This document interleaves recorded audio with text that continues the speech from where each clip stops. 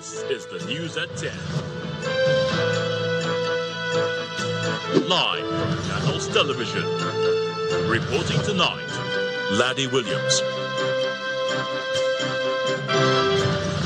Hello and welcome. Tonight, All Progressives Congress holds presidential primaries across 8,809 wards.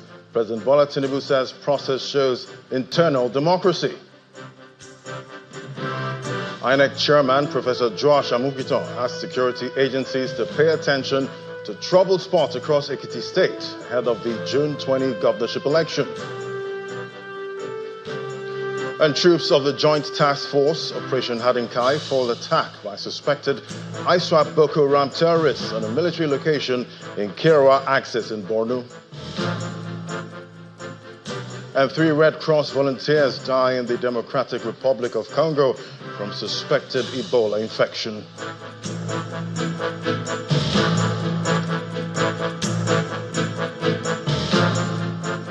And on sports news, Super Eagles defender Shemi Ajayi will play in the Premier League next season after Hull City secured promotion to the English Elite Division in a dramatic fashion.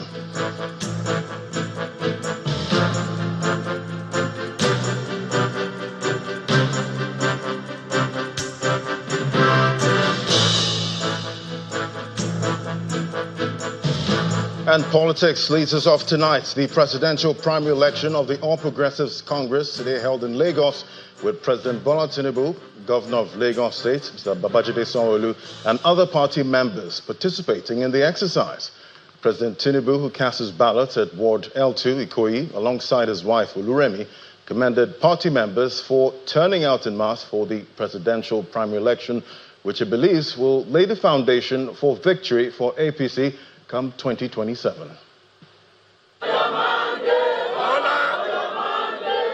Armed with party membership cards, members of the All Progressives Congress in Lagos State turn out in large numbers for the presidential primary election to vote for their preferred candidate. Coordinator for Lagos State, Governor Babajide Sanwo-Olu, and his wife, Ibijoke, lead by example at Ward E3 Adeniji-Adele, Lagos Island, to carry out this civic responsibility. They've done accreditation, they've counted the numbers, and the total vote was 1,887, and all were for Asiwaju Bola Ahmed Tinubu.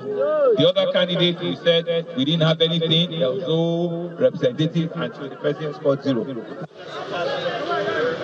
In the Surulere area of Lagos State, the Chief of Staff to the President, Femi Gbajabiamila, and his 96-year-old mother join other supporters of the APC at Ward G2 in Alaka Jakonde Estate to cast their vote. People for Sifo Stanley should line up, and people for Bola Ahmed Tinubu should be on your left-hand side. Mr. Gbajabiamila believes that re-electing President Tinubu is the best decision for the country, so he can complete the good works he started. You can see the crowd overwhelming, and we're grateful. We're grateful. You can see under the hot sun. You can see my 96-year-old mother as well, and the young, the old, men, women, they're all here. They've turned out in their large numbers because of the work, the good work of this government and of Mr. Bola Ahmed. In Ekwe, the Lagos State Deputy Governor and the All Progressives Congress governorship candidate, Kadri Hamzat, says the option A4 is also being adopted for the presidential primary. Well, I mean, as you know, it's the same process like we've done for House of Assembly, Senate, Reps. It's what we all refer to in Nigeria as option A4. Where people queue up behind the poster or the banner of their preferred candidate. So in this case, as you can see, we have 2 candidates, President Bola Ahmed Tinubu and one gentleman, Osifu. At this ward in Ekpe A4, everybody voted for the president, nobody voted for Osifu. After casting his vote in Ward G, Ojo local government area, former APC governorship aspirant Abdulaziz Adediran speaks on the importance of the exercise. This is the only political party in Nigeria with semblance of stability. So there's a clear leadership, and everybody agrees that, look, wherever the party is going, all of us will align. Meanwhile, the lawmaker representing Etiosa Constituency 2 at the Lagos State House of Assembly, Bolahun Yishawu, also mobilizes a huge number of APC supporters for the party's presidential primary.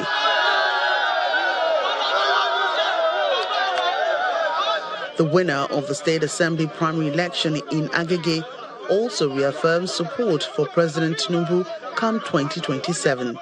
Here in Agege, we are about 30,000, and I'm sure, very sure, our people will come out in their thousands to cast their vote for President Bola Ahmed Tinubu, GCFR. The quest for a second term in office brings President Bola Tinubu and his wife Oluremi to their ward in Ikoyi, where they are received by a large crowd of supporters backing his re-election bid. The president commends all APC primaries so far. He says the exercise demonstrates the party's internal democracy. This is politics, grassroots politics. Where every member of the party has a right to participate and be involved. This to ensure that we have an internal democracy and it's peaceful and well organized. Today, I am very satisfied, very, very satisfied that these governors, they've done well in their various states. The All Progressives Congress is confident that the exercise will produce the right candidates across board for the 2027 general elections. And staying in the south, the All Progressives Congress presidential primaries also held across Ogun, Edo, Imo and River states.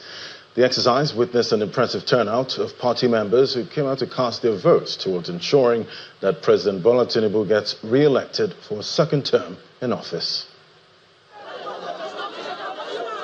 As preparations for the 2027 elections gather momentum, members of the APC in Ogun State, led by Governor Dapo Abiodun, have voted in the primary election to pick the party's presidential candidate.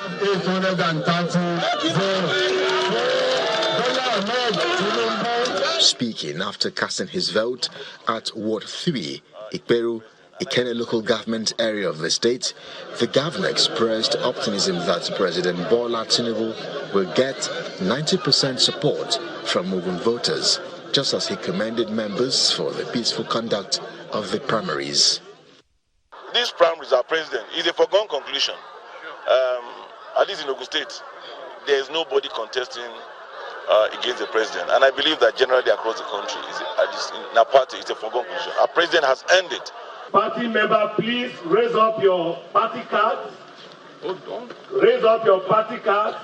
In Edo State, Governor Monday Okpeholo, who voted at Ward 2 in Udomi in Esan Central Local Government Area under the Option A4 system, said he's optimistic that the state is ready to deliver 2.5 million votes for the president in 2027, following what he called a massive turnout at Saturday's APC presidential primaries.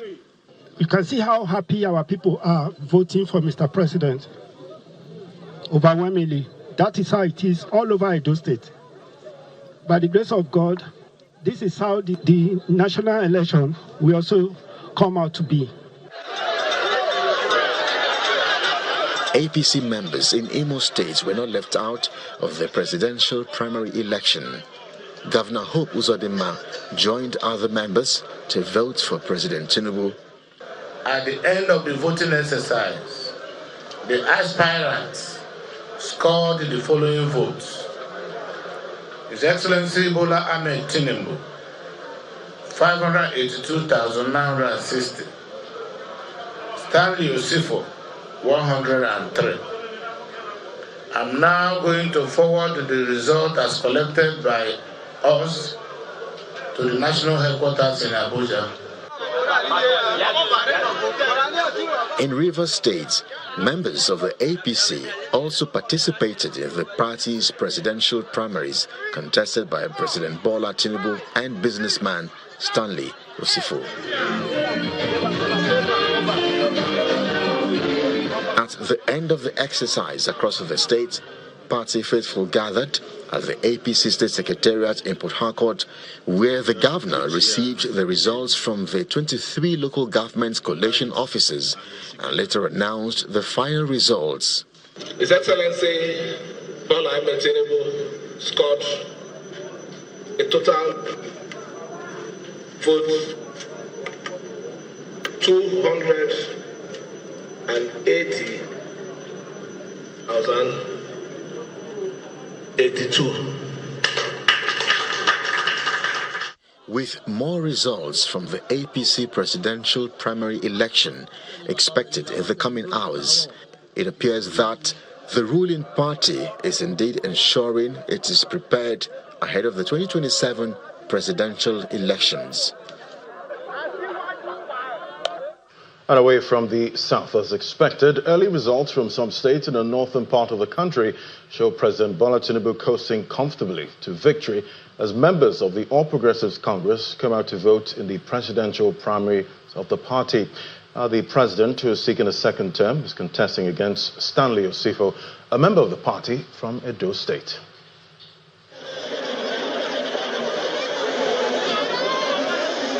Party faithful gather in their number in different parts of Zamfara State for the presidential primary of the All Progressives Congress.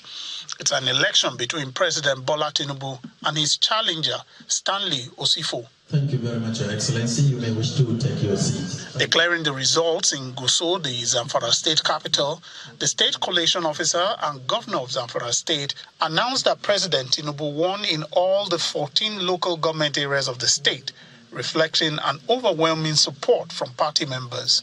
President Bola Tinubu, that scores or received total votes of 321,579, while Stanley Osifo received a total votes of 42. The returning officer of the party in Taraba State, Governor Abuke Fas, while announcing the result, stated that the process followed party guidelines and complied with all electoral procedures. Commending party officials, delegates and security agencies for ensuring a peaceful and orderly exercise, the governor declared the result. I hereby certify that President Bola Ahmed Tinubu scores the following votes: 183,698. The scene of the presidential primaries in this ward in Gombe local government area was one of high energy. The scenario is similar across the 114 wards of the state as thousands of party faithful converge for the APC presidential primary election, sending a strong signal of loyalty to the current administration. Governor Yahaya, who is serving as the returning officer for the state, declared the results. All in all, President Bola Ahmed Tinubu has scored 450,517 votes, while Stanley Osifo, who is the second contestant, scored 0. In Kano State, Governor Abba Yusuf, together with other members of the All Progressives Congress, took part in the party's presidential primary held in the state. The governor and party leaders reaffirmed their loyalty to President Tinubu and expressed commitment to maintain the current political strength towards the 2027 general elections. I want to say that Kano State, as well as the local government and Isowad, are entirely for President Bola Ahmed Tinubu. Of All Progressive Congress. It's a large turnout as Kaduna APC members participate in the party's presidential primaries. Although two aspirants are on the ballot, APC members across the state overwhelmingly endorsed President Tinubu as the party's flag bearer ahead of the 2027 general elections. Kaduna State Governor Ubasani described the exercise as a strong sign of unity, loyalty, and confidence in the leadership of the APC and the president.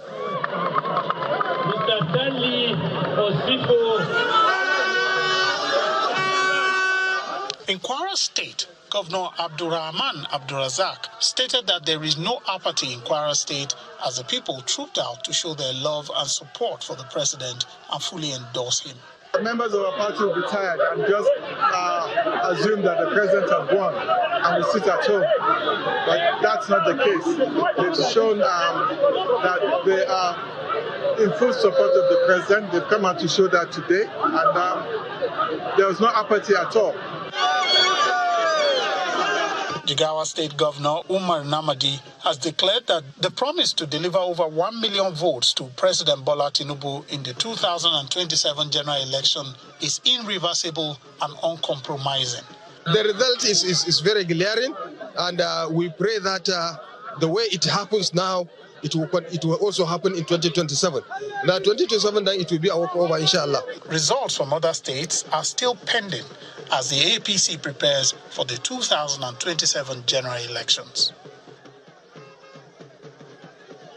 Still ahead on the news at 10, INEC Chairman Professor Josh Amukuton asked security agencies to pay attention to troubled spots across Ekiti State ahead of the June 20th governorship election.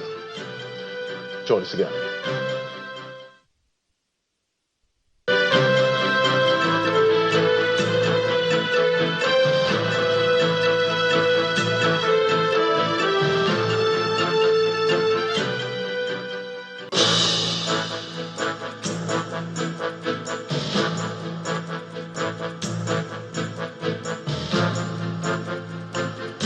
Welcome back. If you've just joined us, you're watching the news at 10 on Channels Television, broadcasting live from Lagos. A reminder of our top stories.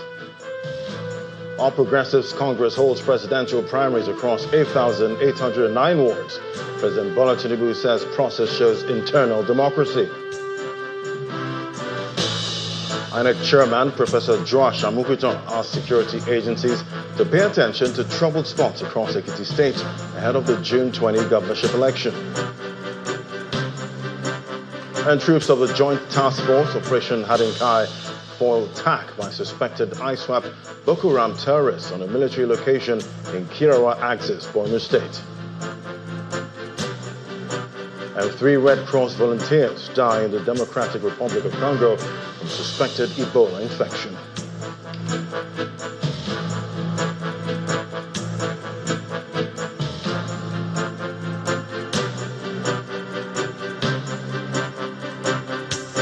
And more politics now. Governor Caleb Nuswang has emerged as the winner of the APC governorship primary election in Plateau State after polling over 233,000 votes to defeat his only challenger, Commander John Peter Retired.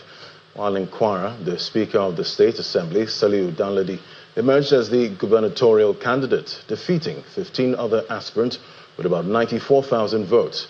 Meanwhile, the Secretary to the Governor of the Federation, Senator George Akume, has appealed for calm over the outcome of the primaries in Benue State, saying the party cannot afford to go into the next elections divided.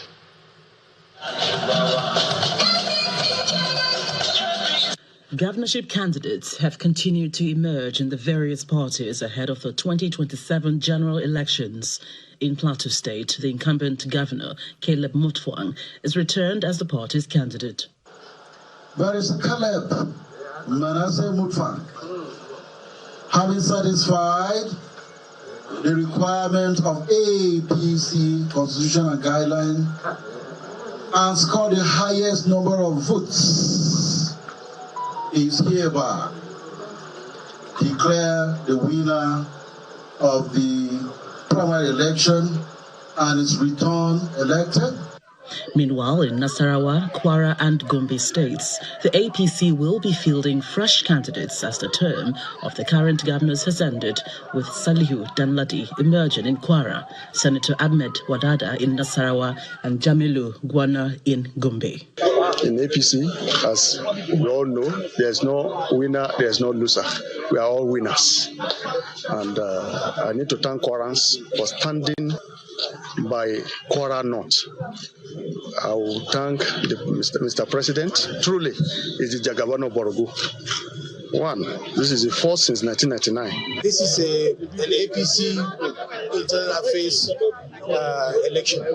So we're all one family. And you have seen for yourself how the election has been conducted. It is conducted very well. And as he said, there's no victor, no vanquish.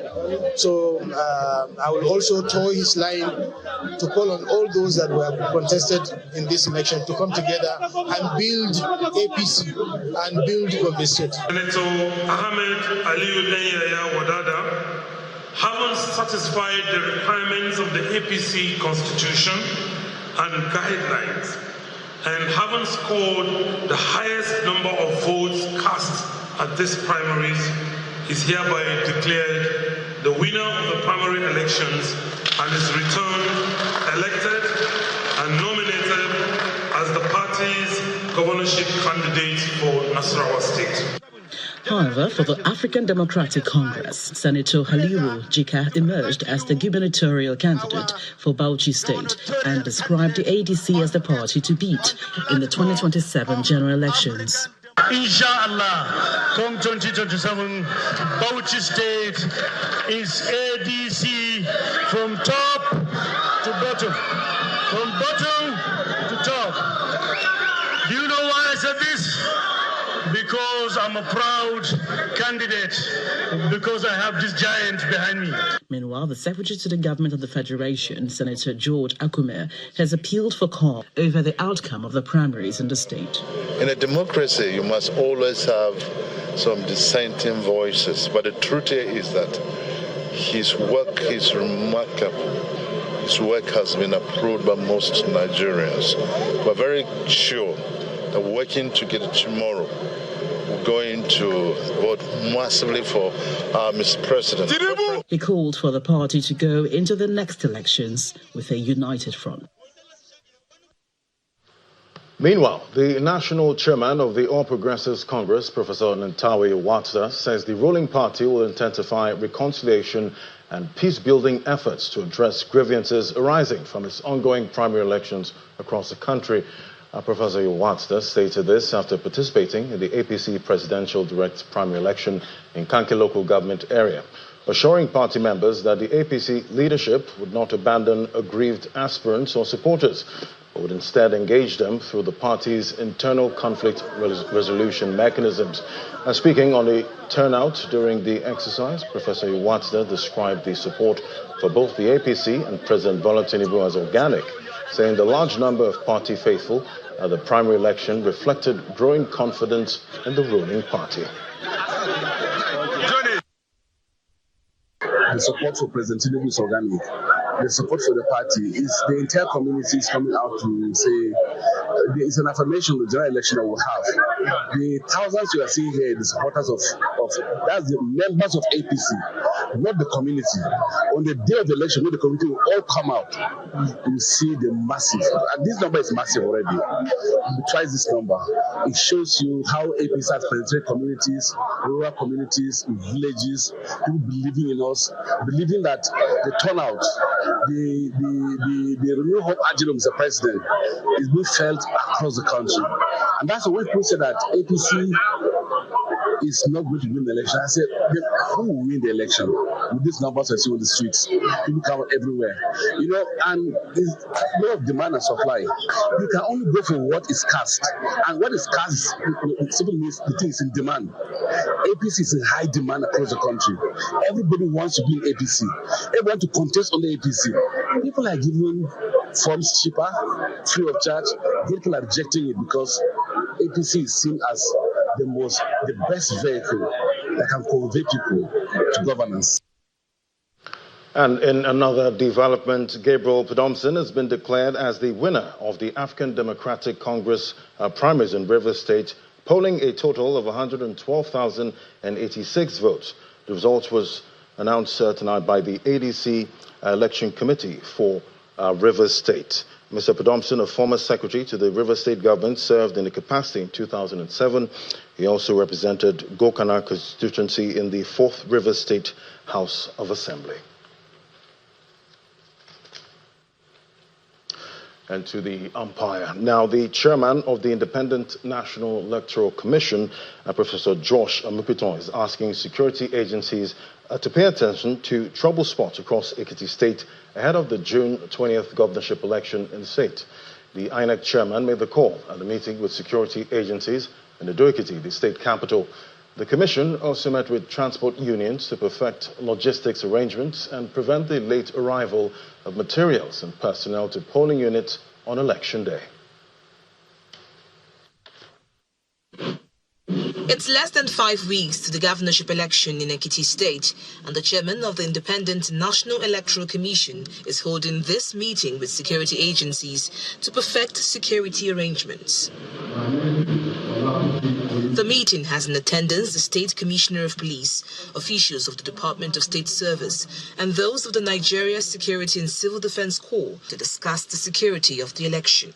Deployed security personnel must remain vigilant on the field and ensure that they do not permit an environment where illegal financial transactions contaminate the voting process. Our joint duty is to protect the sanctity of the ballot paper and defend the democratic values. The State Commissioner of Police says a combined security team comprising the police, army and civil defense are already at work and promises that the June 20 election will be violence-free. All these areas have a boundary with the Kwara and Kogi. There are enough policemen in that place, and army, DSS, civil defense, and it's well protected. Every day we do bush cleaning. And I can give other people around that nothing in that area. And also, the election is between 6 a.m. and 6 p.m.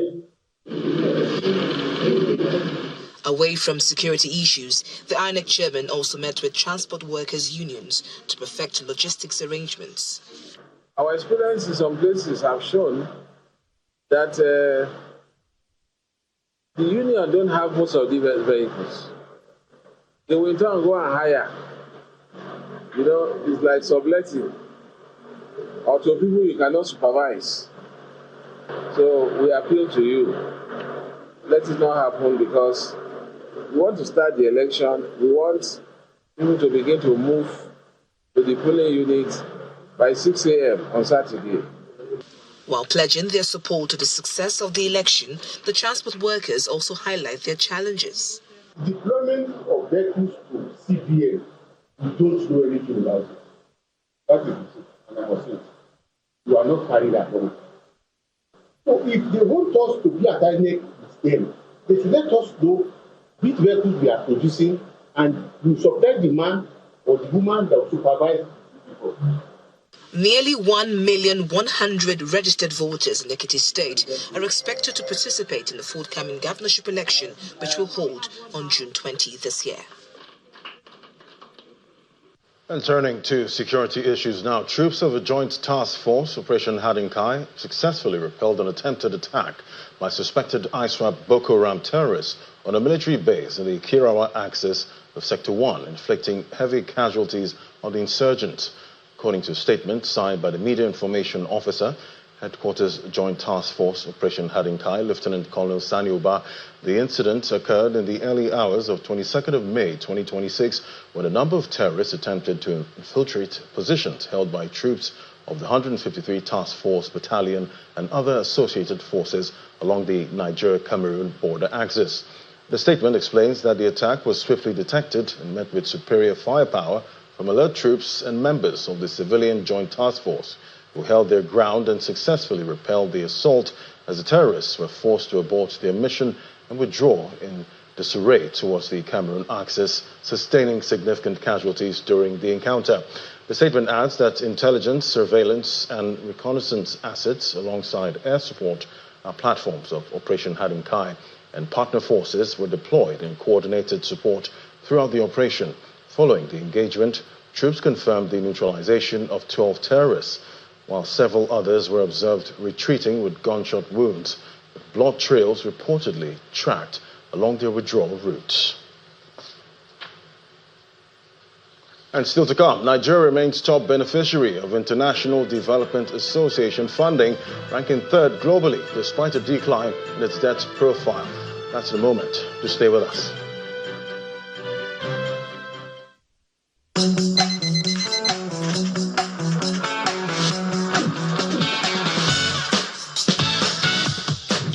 There are 1,001 ways to start your day.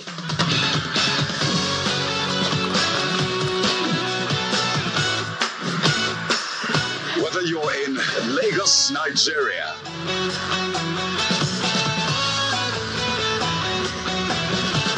in London or anywhere in the world, Or online. we all want a perfect start to our day, don't we? 7 a.m. Every weekday, we bring you a better way to start your day.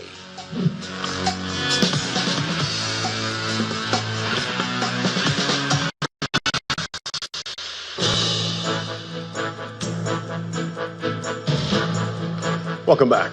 Well, to the environment now. Residents of Gwandara and Angwatif communities in New Yaya of Nasarawa State are asking the state and federal government to urgently reconstruct the road linking both communities to ease the suffering they're currently facing. This plea follows a heavy downpour on May 21st, which washed off the road linking both communities, affecting their source of livelihood in no small measure. Our correspondent, Emanuela Ekele, reports. Residents of Gwandara and Angwatif communities in Nasarawa State had gone to bed on May 21 like every other day, oblivious of what the next day held in store for them. Many consider rainfall as a source of happiness, but it led to a nightmare for these residents as the Angwatif Dam, which is located between both communities, overflowed following a rainstorm, washing off the only road linking both communities.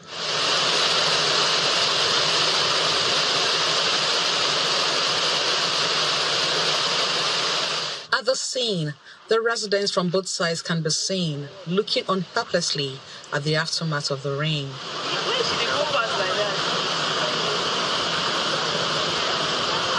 Where some try to navigate their way through the water, children are not left out as they see it as a time to swim. This crack shows that more of the ground will give way with a little more rainfall. The residents are asking the government of Nasarawa State and the federal government to, as a matter of urgency, intervene. Yesterday now, nobody could pass this place. You see people passing in their numbers, in their hundreds. Now nobody could pass yesterday. I don't know how they managed to find their way to the market yesterday. It has affected both communities economically. You see, this one I just started is because the rain is just little. So imagine when the main rainy season starts. That means even to my house is not far from this side. Even to my house, I have to be maybe stepping on some stones before I be able to go outside, because if the main rainy season starts, everywhere here will be flooded and it's not going to be safe for humans at all. This elderly man says he has lived in the community for about 40 years, and this flood has been a thing of worry over the years. Other residents fear lives may be lost, just as it happened in years past. People from Gwandara, they no fit to go market. From Angwatif, they no fit to go market. So people stranded with hungry now. People of the two sides, see. So now we need government to assist us so that we can survive. It was the same, and we lost a life here who was just coming and can see it with yourself. Kids are being threatened. One has to stand here to send them away. So it has really disrupted our activities so badly that you can see the road that used to be very busy is now nobody. Okadas use these parts, keke, and so we are appealing that the government should please come to our aid. This road is the only link to both the local farmers and we that stays around this area that pass to both market and to our workplaces. And this thing is becoming a disaster to us. we are pleading on the government to come and aid us, fix, and maybe connect us so that we can be using it and going to our various places, both farm and work. As the rainy season intensifies, the Gwandara and Ogwantiv communities are urging the authorities to act quickly to prevent future natural disasters. Emanuela Ekele, Channels Television News. And still on infrastructure, in December 2025, the commissioning of the Lagos-Calabar Coastal Highway marked a major milestone in Nigeria's infrastructure development. However, the project soon faced a persistent threat: vandalism and criminal activity along its corridor. To safeguard the highway, security measures were significantly reinforced, with authorities launching a series of enforcement operations targeting hoodlums and organized groups sabotaging the highway. Despite these efforts, reports of vandalism and criminal incidents continue to emerge from the axis, highlighting the ongoing challenge of securing one of the nation's most ambitious transport projects. Our correspondent, Kelly Agiga, tells us more.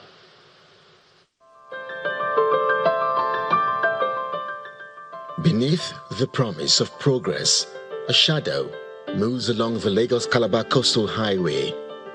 By day, it stands as a symbol of ambition, steel, asphalt, and connectivity stretching across Nigeria's coastline. But by night, another story unfolds. In the quiet hours, hoodlums reportedly emerge from the margins, chipping away at the very infrastructure meant to transform lives. My journey begins at the Lagos end of the Lagos-Calabar Coastal Highway, where a sprawling stretch of makeshift shelters clings to the edge of progress.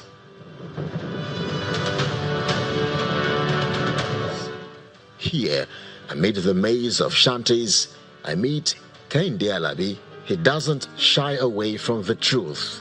He says his stay here is both illegal and temporary. But for him, it is a choice shaped by survival. When Coastal Road starting demolish our beach, where we demanded to see some daily bread, after they demolish this beach, some people run away. That's why we try to level this small space of this place to make our business, do our business. As our coverage continues along these streets, a troubling pattern begins to emerge, where moments of uncertainty and vulnerability become opportunities for exploitation as hoodlums prey on unsuspecting motorists. Normal, what I stand to say is all about life. But I preach them the real stories about life. Yeah. Pushing through resistance to reach the dreaded area known as Marua, we find Magnus Anthony, known by his friends and colleagues here as Millie, surrounded by weary eyes and quiet opposition.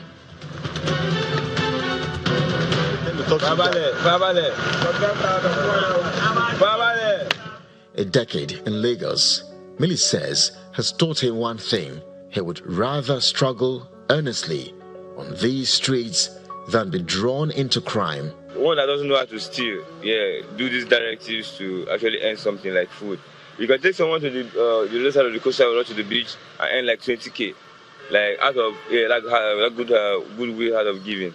So you can take someone from here back to the same location and you can get like 200, 500 out of nothing. So we do that just to sustain out of the street. Meanwhile, motorists are often said to stay clear of this axis after dark, choosing caution over risk. But for residents and those with no alternative but to ply the route, each journey comes with quiet prayers that nothing goes wrong, especially the fear of a breakdown in the wrong place at the wrong time. Next, the Lagos State Commissioner of Information and Strategy, Benga Omotosho, responds to questions about perceptions that the state government is taking a softer stance on hoodlums, especially as the 2027 elections draw closer. He wants to come to Lagos, for example, and begin to perpetrate violence because somebody gives him the impression that he may be saved because he has a kind of a relationship with the politicians. I think the person is daydreaming. He will find himself in jail. Yeah. Engineer Olufemi Dare, the Federal Controller of Works in Lagos State, is concerned over the persistent challenges and acts of vandalism. Our contractor, ITech Construction Company Limited, installed these manholes covers, and these vandals went there. They removed the entire stretch, 18 kilometers of the manhole covers. They removed all. The former Lagos State's Commissioner of Police confronted concerns over why the sustained security efforts have yet to fully curb vandalism and criminal activity along the axis. The issue of vandalism, we dealt with it squarely, and we have reduced it to the PRS minimum. We've attended the meeting with the ITech, with the construction giants that are handling the construction of that road, with the community input to ensure that we continue to beef up the security on that road. Bridging Nigeria's infrastructure gap is one challenge. Building a nation that carries everyone along is another. As this landmark project continues to take shape, the true measure of success will not only lie in this concrete and asphalt, but in the choices that follow, the choices that value safety over haste, dignity over displacement, and inclusion over exclusion. Development must not always move people out of the way, but make room for them in the future that it creates. Kelly Egiga, Channels Television News. And moving on now, Vice President Kashim Shettima has arrived in Cotonou, Benin Republic, ahead of the inauguration of Romuald Wadagni as the President of Republic of Benin. Vice President Shettima, who is accompanied by senior aides and top government functionaries, will represent President Bola Tinubu at the event scheduled to take place at the Presidential Palace in Cotonou on Sunday, May 24, 2026.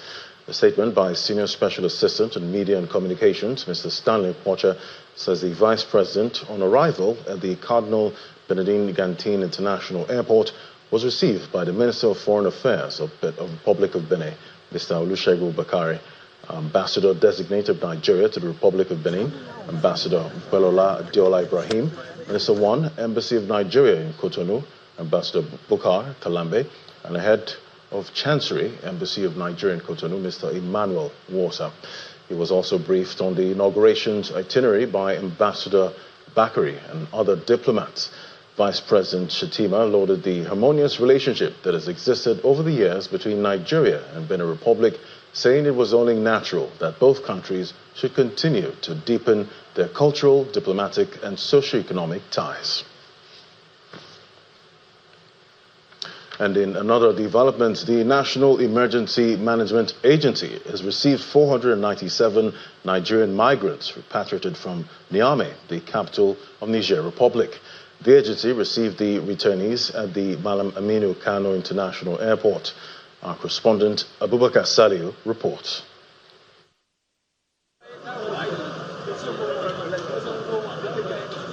These 8 buses conveyed the 497 Nigerians who were stranded in Niger Republic from Niamey, the country's capital, to the Aminu Kano International Airport in Kano. They are here at the airport for profiling.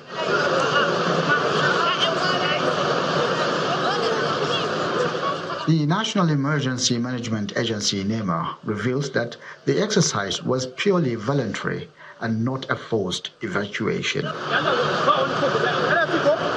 According to NEMA's head of operations, the evacuation was a tripartite arrangement involving the Nigerian mission in Niger Republic, the Ministry of Foreign Affairs, and the International Organization for Migration to ensure the safe and dignified return of the stranded Nigerians. It's like a tripartite arrangement at the Nigerian mission, that is the Ministry of Foreign Affairs, IOM, and the Federal Government of Nigeria. So we are here with the relevant stakeholders to receive these people. They are stranded.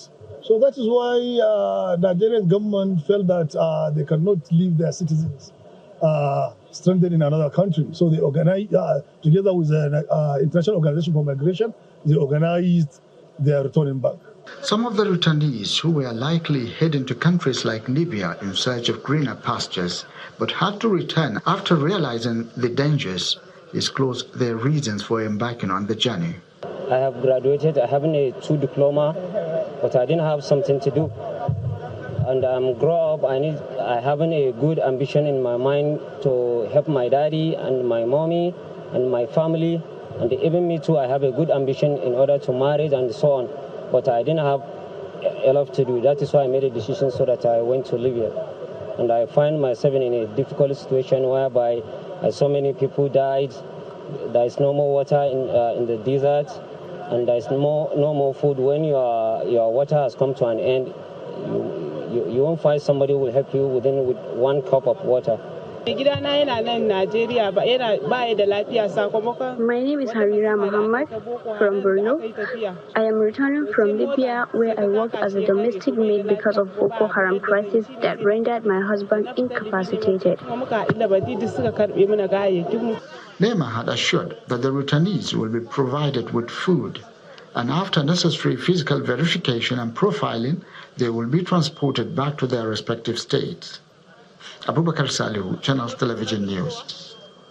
And turning to the economy now, Nigeria remains one of the largest beneficiaries of concessional financing from the International Development Association, ranking as the 3rd largest borrower globally, even as the country records a decline in its overall debt profile.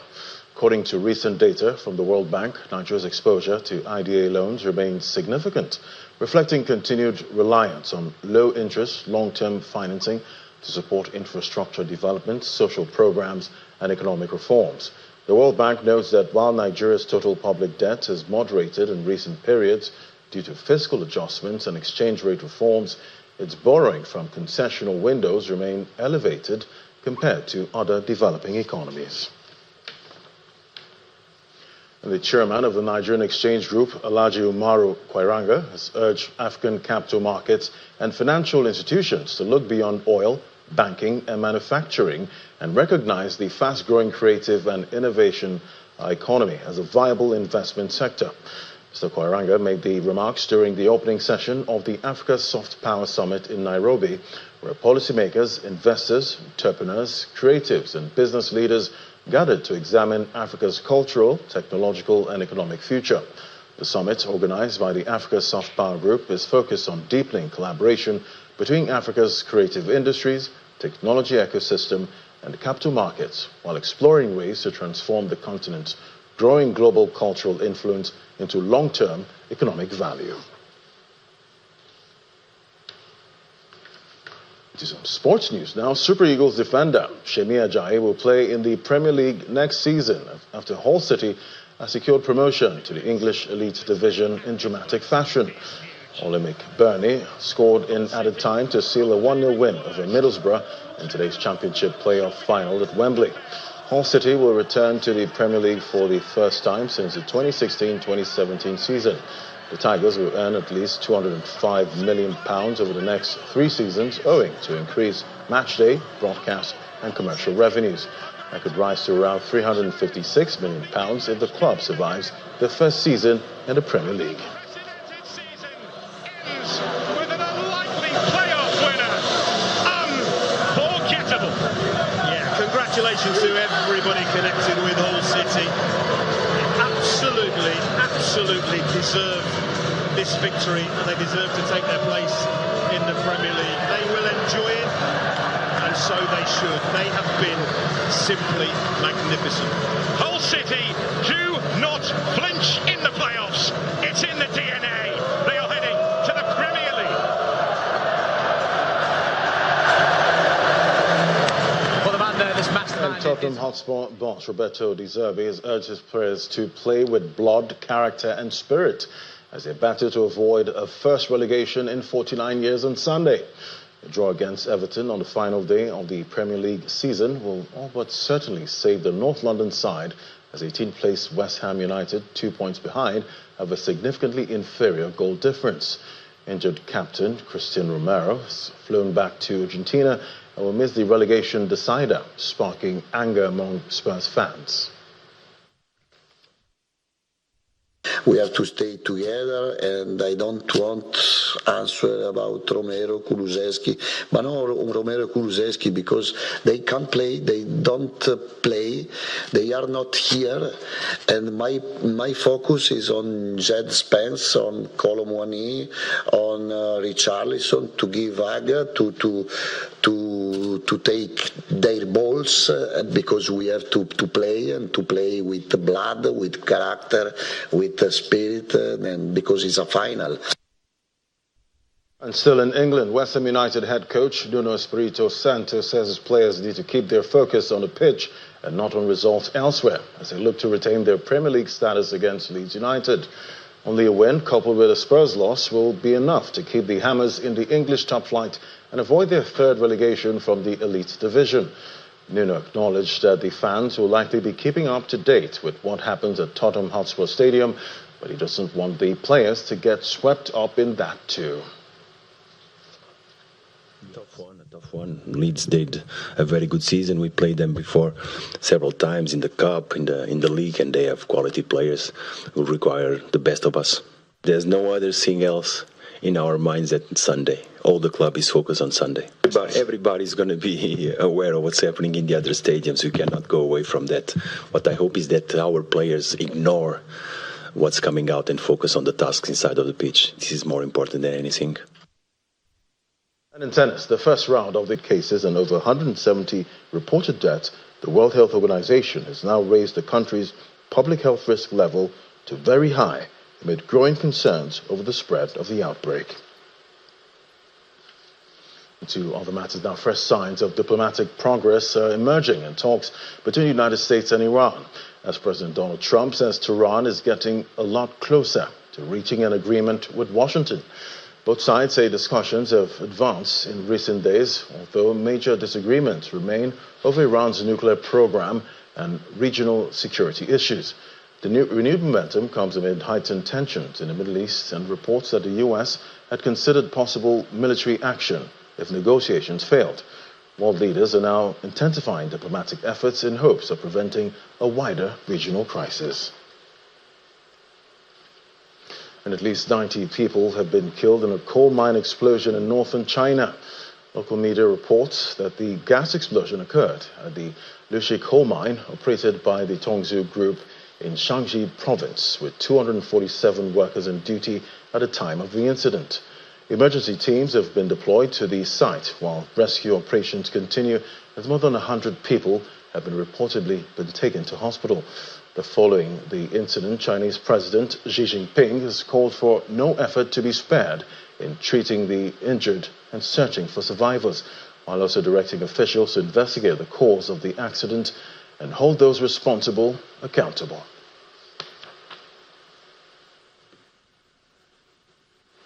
And the main news again. The All Progressives Congress, APC, held its presidential primaries across 8,809 wards. President Bola Tinubu said the process demonstrated a commitment to internal democracy. And Chairman of the Independent Electoral Commission, Professor Josh Omugito, asked security agencies to pay attention to trouble spots across Ekiti State ahead of the June 20th governorship election. And troops of the Joint Task Force Operation Hadinkai fought an attack by suspected ISWAP Boko Haram terrorists on a military location in Kira axis of Borno State. And 3 Red Cross volunteers died in the Democratic Republic of Congo from a suspected Ebola infection. And that's the news at 10 tonight. Thank you for watching. I'm Ladi Williams from Media Team right here at Channels HQ. Good night.